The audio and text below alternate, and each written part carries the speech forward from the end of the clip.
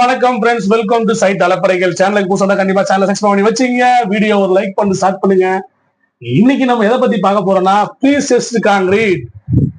அது பிசிசி கேள்விப்பட்டிருப்பீங்க, ஆர்சிசி கேள்விப்பட்டிருப்பீங்க. அது என்ன பிஎஸ்சி, ப்ரீஸ்ட்ரெஸ்டு கான்கிரீட் அப்படின்னு ஒண்ணு இருக்கா? கண்டிப்பா இருக்குங்க. நம்ம அதை பத்தி தான் நீ தெளிவா பார்க்க போறோம். என்ன ப்ரீஸ்ட்ரெஸ்டு கான்கிரீட்னா என்ன, அது எப்படி பண்றாங்கன்றதா உங்களுக்கு தெளிவா சொல்லலாம்னு இருக்கேன். இந்த மார்க்கர் வேற நம்மள பழி வாங்குதுங்க.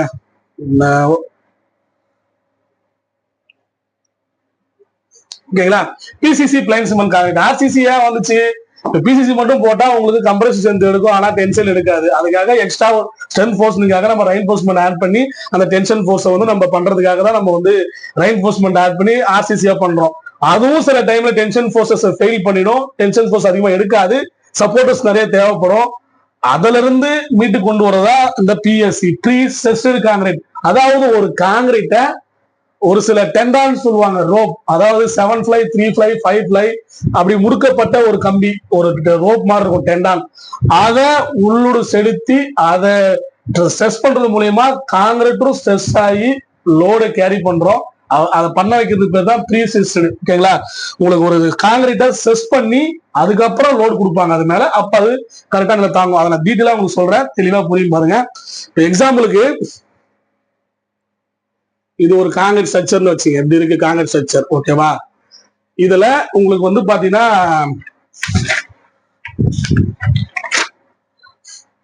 இங்க லோடு ஆக்ட் ஆகுது, லோடு ஆக்ட் ஆகுது எல்லாம் பண்ணா, அப்ப இந்த ஸ்ட்ரக்சர் லோடு எப்படி ஆக்ட் ஆகும்? இப்படிதானே போகும், இப்படி போகும். ஓகேவா? இப்படி வளையம். இங்க இருந்து வர்றது கம்ப்ரஷன் ஸ்ட்ரென்த். ஓகேங்களா? கம்ப்ரஷன் வரும். இங்க டென்சைல் ஃபோர்ஸ் ஆட் ஆகும்.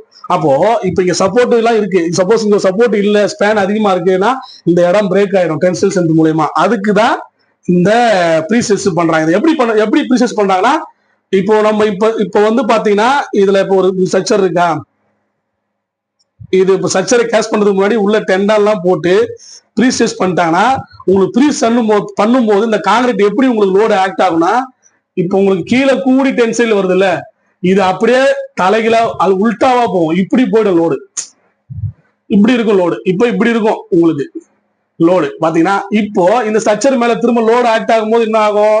ஆட்டோமேட்டிக்கா இந்த இது இருக்குல்ல, இது ஸ்ட்ரைட் லைனுக்கு வந்துடும். அப்போனா உங்களுக்கு ஸ்ட்ரக்சர் பிரேக் ஆகாது. சரிங்களா? இதுதான் ப்ரீஸ்ட்ரெஸ்டு கான்கிரீட். உங்களுக்கு ஒரு கான்கிரீட்டை லோடு கொடுக்கறதுக்கு முன்னாடி ஸ்ட்ரெஸ் பண்ணி, நல்லா அழுத்தம் கொடுத்து ஸ்ட்ரெஸ் பண்ணி, அதுக்கப்புறம் லோடு கொடுத்து அந்த டென்சைல் ஃபோர்ஸை அரெஸ்ட் பண்ணி அது மூலயமா கிராக்கோ இல்ல ஏதோ பிரேக்கிங்கோ ஆகாம இருக்க தடுக்கிறதுக்கு தான் இந்த ப்ரீஸ்ட்ரெஸ்டு கான்கிரீட்டை யூஸ் பண்றாங்க. இது மேக்ஸிமம் பிரிட்ஜஸ், லாங் ஸ்பேன் உள்ள பிரிட்ஜ், 100 மீட்டர் 200 மீட்டர் பிரிட்ஜ்லாம் இருக்கு பாத்தீங்கன்னா, அதுல வந்து பேரே இருக்காது, ஆறு போகும். அந்த மாதிரி இடத்துல பிரிட்ஜ்ல போடுற கேர்டர்ஸ், ஸ்லாப், அந்த மாதிரி இடத்துல இதை பண்ணுவாங்க. பிளஸ் ரயில்வேல போற ஸ்லீப்பர்ஸ், அதுக்கப்புறம் சின்ன சின்ன ஸ்ட்ரக்சர்ஸ் எல்லாம் நிறைய இதை பண்ணுவாங்க. நம்ம இப்போ இதுல பில்டிங்ல கூட வந்து இப்போ உங்களுக்கு இப்ப நடுவுல பாத்தீங்கன்னா சில இடத்துல பில்டிங்ல பீமே இருக்காது, பாத்திருப்பீங்க. பீம் ஃபுல்லா பெருசா போட்டிருப்பாங்க, நடுவுல பீம் கம்மியா இருக்கும், சப்போர்ட் கம்மியா இருக்கும், ஆனா ஸ்லாப் நிற்கும். எப்படிதான் பாத்தீங்கன்னா இந்த ஸ்ட்ரெஸ்டு கான்கிரீட் யூஸ் பண்ணி தான் பண்ணுவாங்க. கான்கிரீட்டை ஸ்ட்ரெஸ் பண்ணி லோடு எடுத்து வைக்கிறது. இதுதான் prestressed concrete. PSC, RCC reinforcement use பண்ணி டென்சைல் ஃபோர்ஸ் அரெஸ்ட் பண்றது.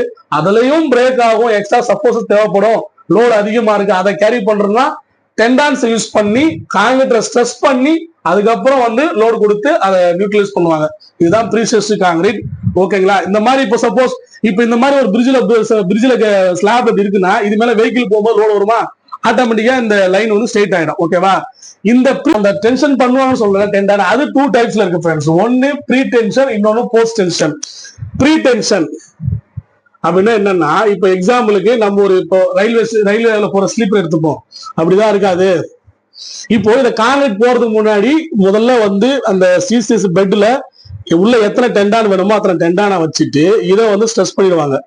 இழுத்து இந்த பக்கம் வந்து அந்த ஹேங்கரிங் வச்சு இழுத்து ஸ்ட்ரெஸ் பண்ணிடுவாங்க. அதாவது ப்ரெஷர் இது இருக்கு, ஹைட்ராலிக், இது அதை வச்சு மூலமா இழுத்து ப்ரெஷர் பண்ணிட்டு அதுக்கப்புறம் ஷட்டர் அடிச்சுட்டு இதெல்லாம் கான்கிரீட் போட்டுருவாங்க. கான்கிரீட் போட்டு பினிஷிங்லாம் முடிச்சுட்டு இதோட ஸ்ட்ரென்த் அச்சீவ் ஆனதுக்கு அப்புறம் 20 டேஸ்க்கு அப்புறம் ஸ்ட்ரென்த் அச்சீவ் ஆயிடுச்சு. அதுக்கப்புறம் இந்த டெண்டானை இங்க கட் பண்ணிடுவாங்க. இந்த எட்ஜில் கட் பண்ண உடனே இழுத்து வச்சிருக்க டெண்டானை கட் பண்ண என்ன ஆகும், டப்புன்னு போகும்ல, உள்ள போகும்.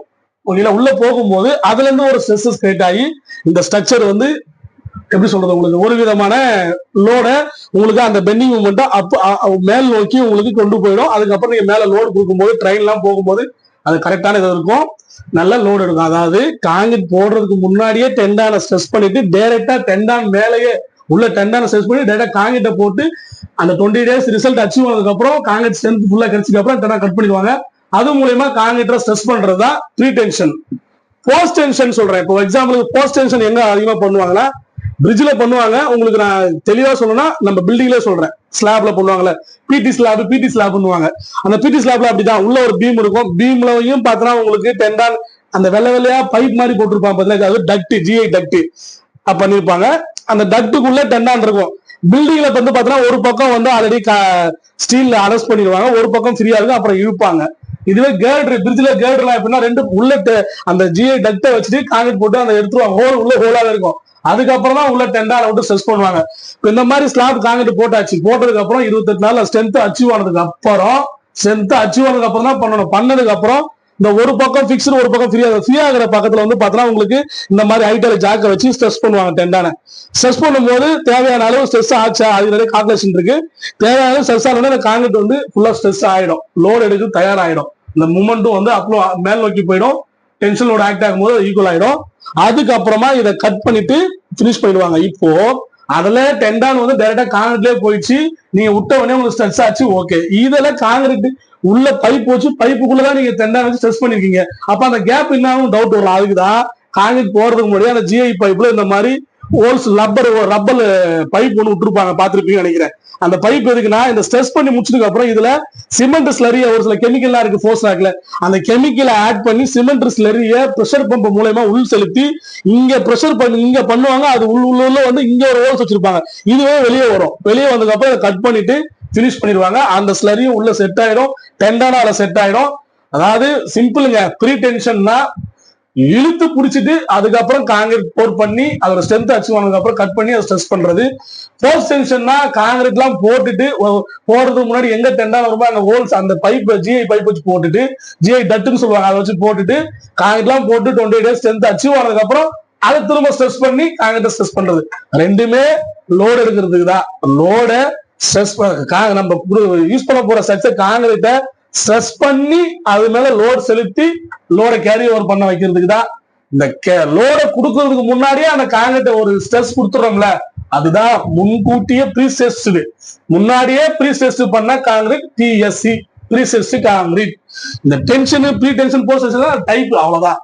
ப்ரீ காங்கிரீட்னா இதான் ஒரு காங்கிரீட் அதை ஸ்ட்ரெஸ் பண்ணி வச்சுக்கிறோம். அதுக்கப்புறம் மேல லோடு கொடுக்கும்போது அந்த டென்சைல் ஸ்ட்ரென்த் கீழ் நோக்கி போறது, ஸ்ட்ரெஸ் பண்ணும்போது மேல் நோக்கி இருக்கும், அது நியூட்ரலைஸ் ஆகி லோடு கரெக்டா அந்த ஸ்ட்ரக்சர் வந்து கேரி பண்ண ஆரம்பிக்கும், டிரான்ஸ்ஃபரும் கரெக்டா போயிட்டு இருக்கும். ஓகேங்களா, இதுதான் ப்ரீ காங்கிரீட். கண்டிப்பா டவுட் இருந்தா கமெண்ட் பண்ணுங்க, ரிப்ளை கொடுக்குறேன். இன்னொரு வீடியோ பார்க்கலாம். இந்த வீடியோ கண்டிப்பா உங்களுக்கு ஹெல்ப்ஃபுல்லா நினைக்கிறேன். வீடியோ ஷேர் பண்ணுங்க, லைக் பண்ணுங்க மறக்காம.